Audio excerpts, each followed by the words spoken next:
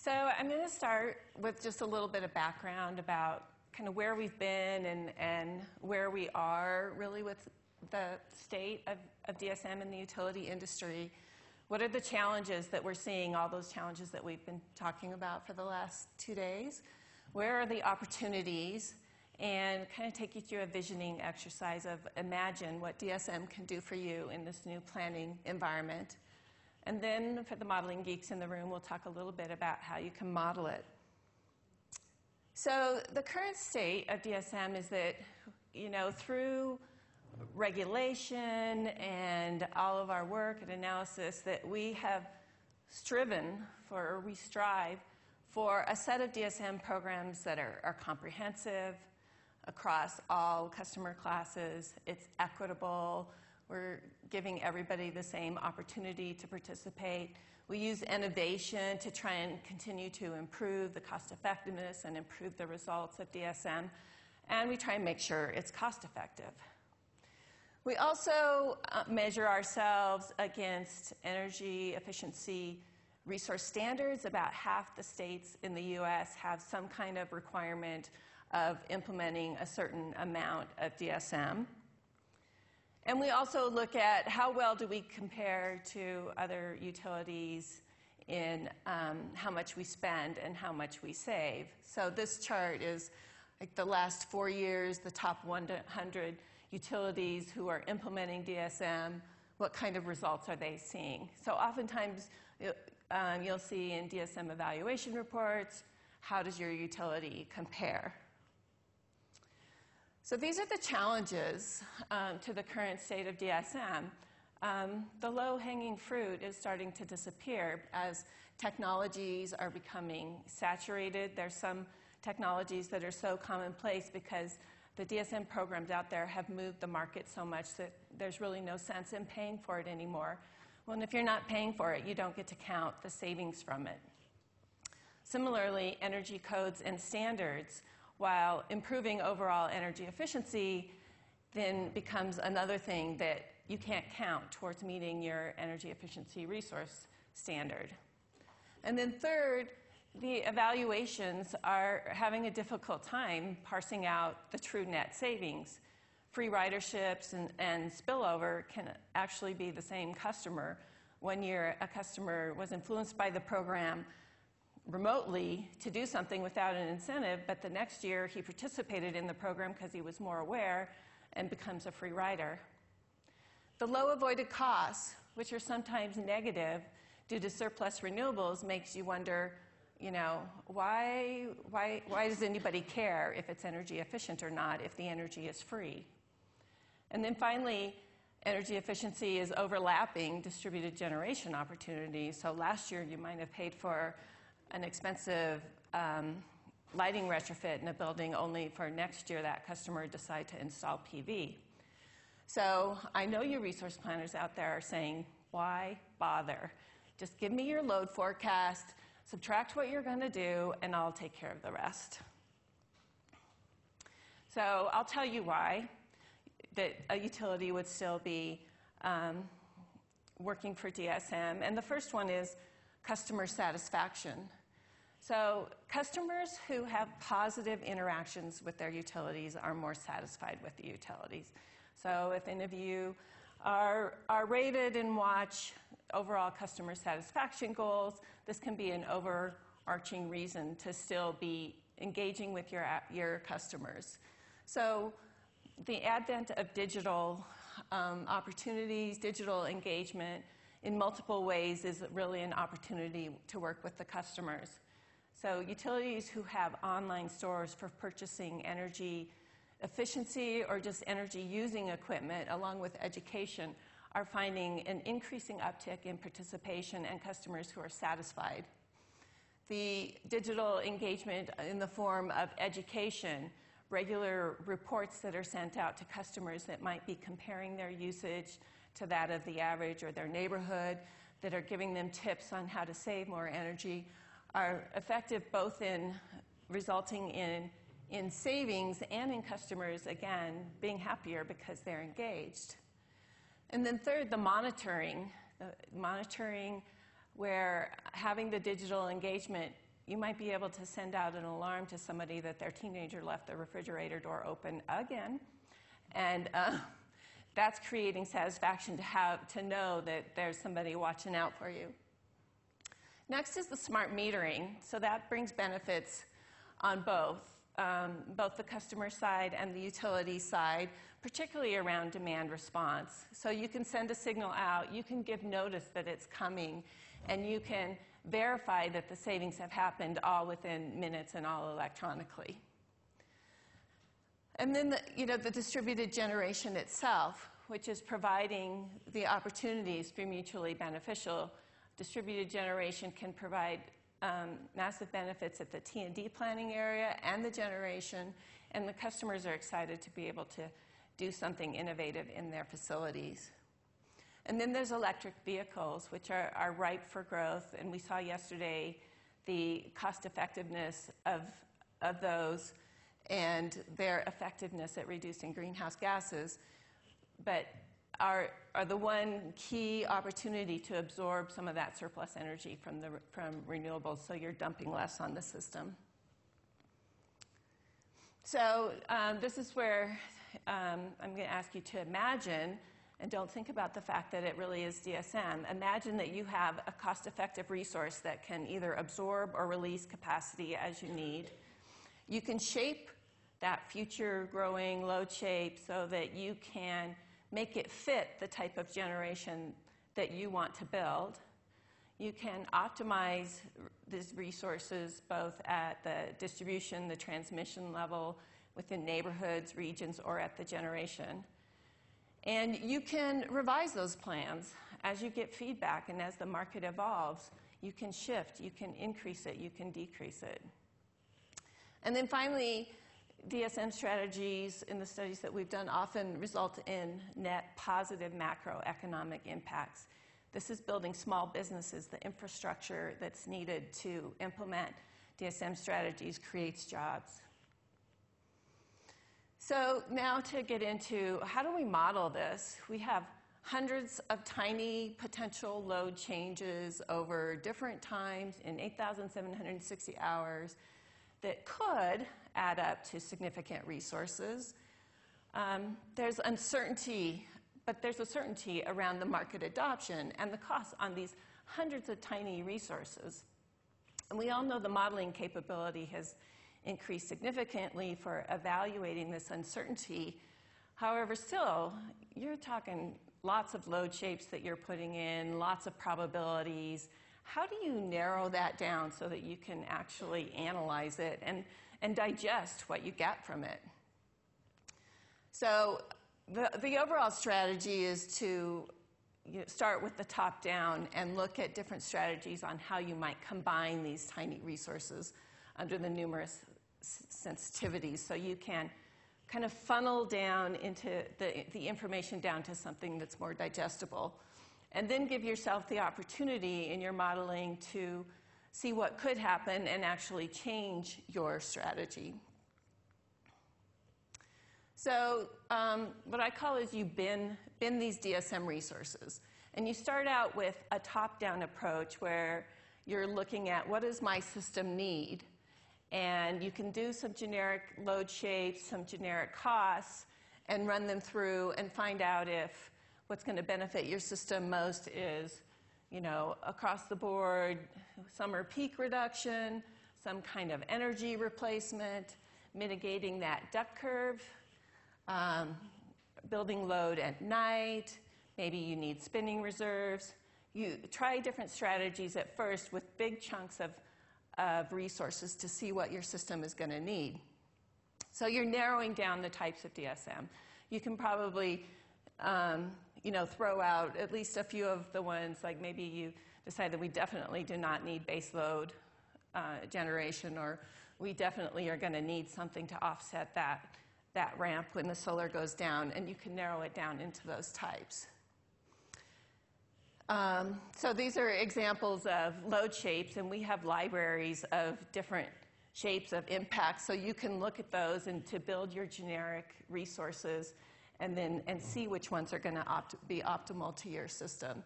The one on the left is lighting, and the one on the right would be a central air conditioning type of load.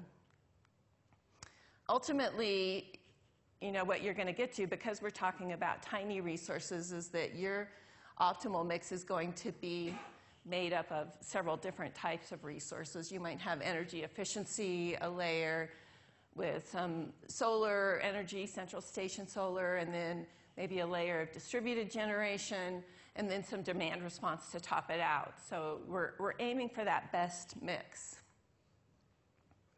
So after you've done the top down and you've kind of narrowed the list of what you have, you go over and do a bottom up analysis. And this is like, you start with a DSM potential study. And if you don't know what that is, that's basically taking the specific utility, customer breakout, loads, their types of businesses and end uses, and then looking specifically for all of those, what types of energy efficiency and demand response are available to that market. Once you've done that for every type of end use and every customer class, you build that up and you get some totals for the system. So then you combine those into the like DSM availability and any constraints on those load shapes into supply curves that might be dollars per kW or dollars per kWh of amount available. So they would look like this. You would have a supply curve, and this one's in dollars per kilowatt hour, but it could also be portrayed as dollars per kW. A supply curve for every bin of DSM resource that you have. And then that gets put into your model, in an expansion model.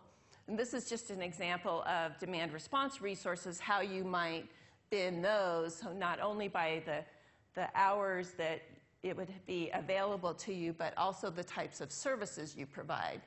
So, for instance, a direct load control program that doesn't allow for any customer resources can not only provide capacity and energy, but all of the ancillary services. Whereas the one little change of having a direct load control, but giving the customer the opportunity to override that, takes away all those benefits of the ancillary services, but you still get capacity and energy. And the critical peak pricing and volunteer reductions, all will be binned depending on the type of constraints around it, what hours of the day it's available, and how many hours per year. So our step 3, once you have those supply curves that you've already narrowed down by what you think your system could use, you build up from your DSM potential study what you have available at different prices and put those into your expansion model to see how much of those the model will choose. And then once you've done that analysis and you have like your base case plan, you'll run some deterministic sensitivities that vary the adoption and the cost of the DSM to see which one will result in significant changes from step 3. So here's an example of this sensitivity analysis. Let's say that your base case plan, your model chose a lot of summer peaking DSM, baseload DSM, and the direct load control program that you put in. And then going out in time, it's also adding some additional new solar, wind, and gas resources. When you put in a sensitivity analysis that shows that, oops, these customers didn't like this program, we're not getting the results, and we're spending a lot more than we thought, even in that case, the model is still liking the baseload DSM and is still liking the direct load control, but it's adding some other new resources down the road. In the case of where your DSM programs are performing better than you think, it's still choosing all of the same types of DSM, but its back-end resources are different. It's now foregoing the gas plants and has just a few new wind and solar resources. So I think what this tells you here is that, on the low case, the summer peak DSM is a riskier investment because it's not even chosen in a case where it doesn't do well. So you'll want to make sure to do some probabilistic analysis around that summer peak DSM load shape. And then you see in the high case, the low cost, high results case, that it's still choosing all of that, and it's probably choosing higher amounts of that, but it's starting to affect the resource choices later on in the plan. And so you'll want to have another decision point out there to see how the market is responding to those DSM programs. It changes before you decide what you're going to do with your other resources.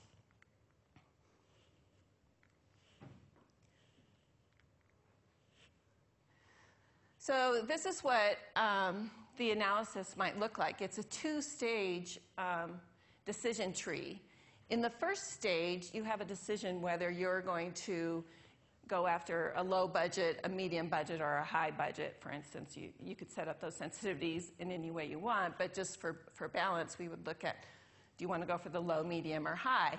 And that's probably informed by that deterministic sensitivity analysis that you did. How much of the DSM that gets chosen is still in there in both of those plans.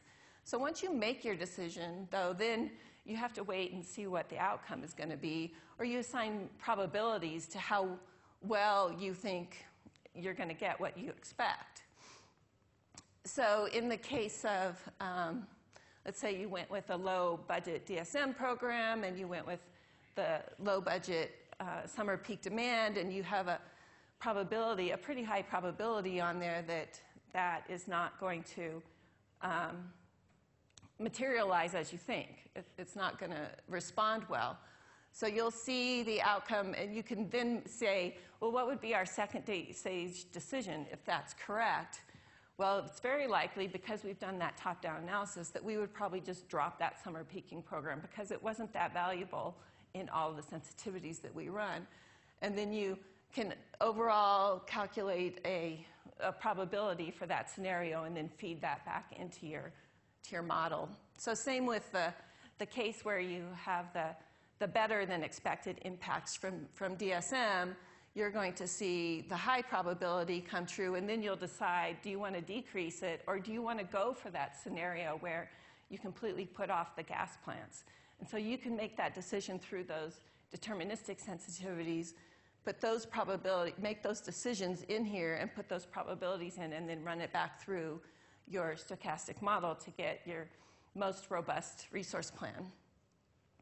So the step 6 then is to optimize the plan given those probabilities and the likely response decisions, knowing that in a couple of years you'll be able to turn around and redo that and update those probabilities and results.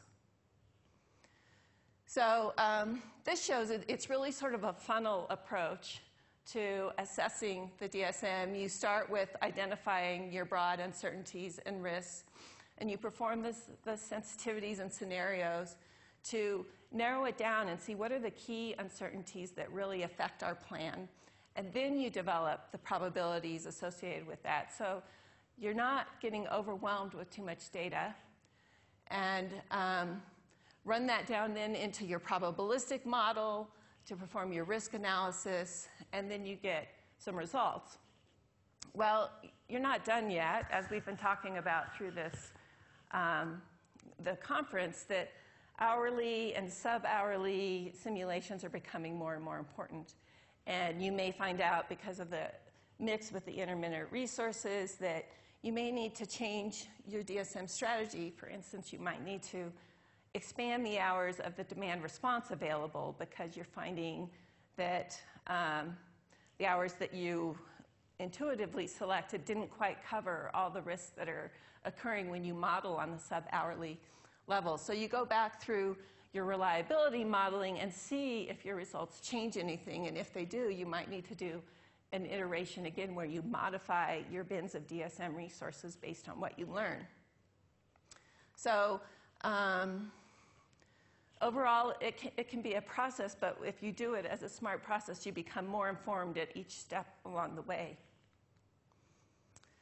So I just want to end with kind of stepping back and a view of how IRP can be used at utilities. And we put together this kind of chart that shows how the increasing value of IRP and the analysis that you can do makes an IRP become more valuable to the company as well.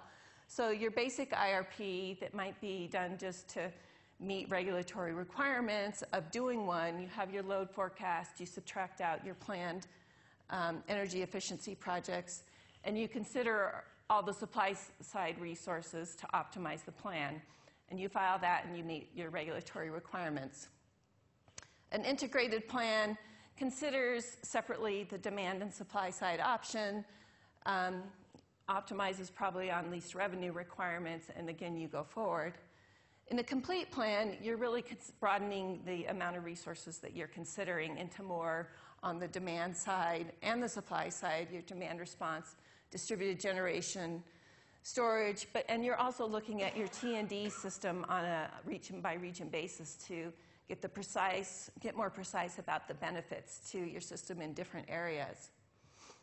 And a robust plan then expands that even further to consider the uncertainties associated with all the resources. And then the strategic plan, the key difference there is you're putting more thought in on the front end of your plan in setting your evaluation objectives. And these are driven by your own company values and your customer needs. And then that gets reflected in the analysis of the objective function. So you use the results of your IRP to inform your ongoing strategic planning. And you rigorously treat the risk and uncertainties. But it ends up being kind of your company's strategic plan. So that's all I have. Are there questions?